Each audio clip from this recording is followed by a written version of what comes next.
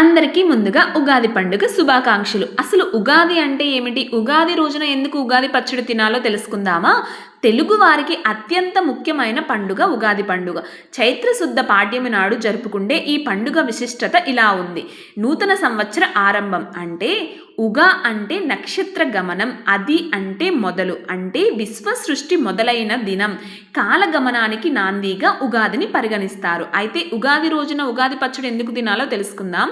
షడ్రుచులు తీపి, చేదు, పులుపు, ఉప్పు, కారం, వగరు సమ్మేళనమైన ఉగాది పచ్చడిని మనం సేవించడం వల్ల ఈ పండుగ ప్రధాన విశేషం. ఇది జీవితంలో సుఖ దుఃఖాలను, కష్ట సుఖాలను సమానంగా స్వీకరించాలనే సందేశాన్ని ఇస్తుంది. అయితే పంచాంగ శ్రవణం ఎందుకు చూస్తారు? ఉగాది రోజున కొత్త సంవత్సరం కాలజ్ఞానాన్ని, గ్రహస్థితులను, రాశి ఫలాలను తెలుసుకోవడానికి పంచాంగ శ్రవణం వింటారు. అయితే వసంత ఋతువు ఆరంభం కావడంతో ప్రకృతి చిగురుస్తుంది.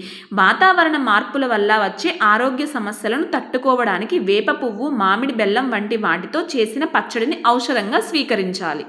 అయితే పురాణాల ప్రకారం బ్రహ్మదేవుడు ఈ రోజే సృష్టిని ప్రారంభించాడని, శ్రీరాముడి పట్టాభిషేకం జరిగిందని, అలాగే మత్స్యావతారంలో విష్ణు వేదాలను రక్షించిన రోజని నమ్ముతారు.